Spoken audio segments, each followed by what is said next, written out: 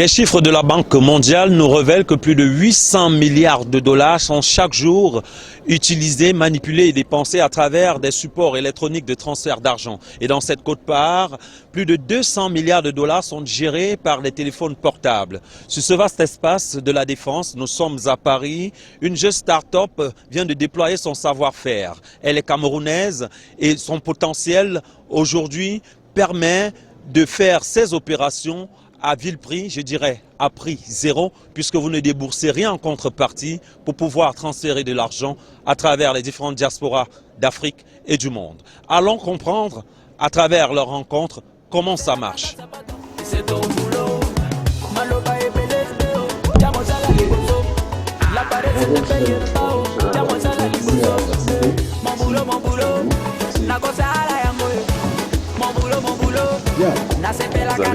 Ça va. Nous avons eu écho de la solution financière que vous venez de mettre sur pied.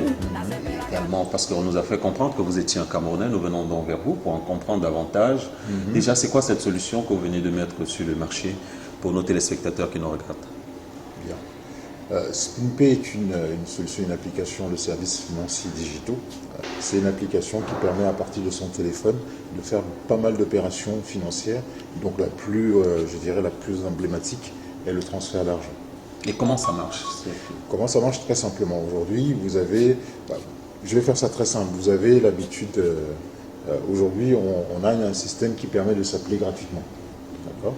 C'est le même principe. C'est-à-dire que vous téléchargez cette application dans votre téléphone et on télécharge aussi également, votre correspondant télécharge l'application et à partir de là, vous pouvez vous faire des opérations financières et notamment le transfert gratuitement. Alors, en quoi SpinPay se démarque-t-il des autres applications? On sait qu'aujourd'hui, le service financier est plutôt évolué d'une certaine manière en Afrique. Alors, quelle est la plus-value que vous apportez à travers votre technologie? C'est vrai que dans ce secteur, il y a tout un nuage d'opérateurs et c'est vrai que tous les jours, il y a des choses qui se mettent en place. Nous avons trois révolutions que nous allons apporter. La première, elle est technique. L'une des premières révolutions que nous apportons, c'est l'interopérabilité de tous ces systèmes. En clair, je peux vous envoyer l'argent aujourd'hui, c'est-à-dire via mon application mobile, et vous pouvez le récupérer sur une carte prépayée, par exemple. D'accord? Ou vous pouvez le récupérer dans un réseau physique. Donc c'est cette interopérabilité que nous apportons aujourd'hui. Ça, c'est la première révolution. La deuxième révolution, elle est plus conceptuelle, elle est plus dans un positionnement et dans un choix, je dirais, stratégique, puisque si vous regardez bien notre logo SpinPay, vous allez me voir en dessous marqué « Socially Engaged ». Ça veut dire que nous nous engageons socialement. Nous faisons des choix très très forts.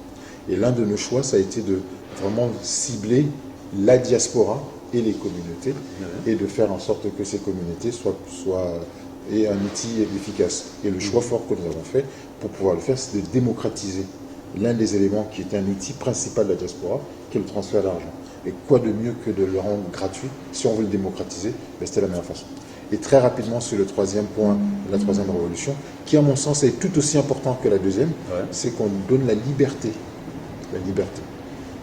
Juste pour vous illustrer la liberté, il est 23h, on m'appelle du Cameroun parce qu'un membre de la famille est malade, il faut aller à l'hôpital, mais à 23h, je peux charger mon téléphone avec ma carte de crédit, je peux transférer l'argent à mon correspondant au Cameroun et lui peut aller récupérer dans un mobile money ou dans un distributeur automatique et effectivement, ou alors payer l'hôpital directement à 23h ou à 1h du matin.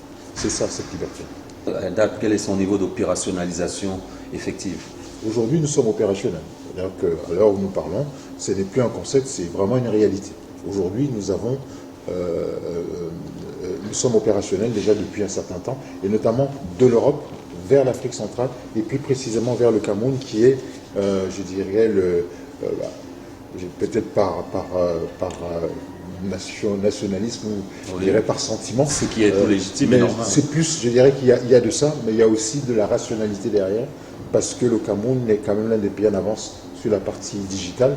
Donc c'était un choix qui était aussi, je dirais, stratégique. Donc aujourd'hui, le Cameroun est vraiment l'un des premiers pays à bénéficier de ce service et qui est opérationnel encore une fois. Nous allons aller au Cameroun pour rencontrer l'un de vos collaborateurs. Je dirais qu'il est même celui qui a impulsé cette idée révolutionnaire dans le système du marché financier en Afrique et dans le monde. Alors nous allons aller prendre son avis sur des motivations, alors le contexte dans lequel est venue cette idée de projet rénovateur.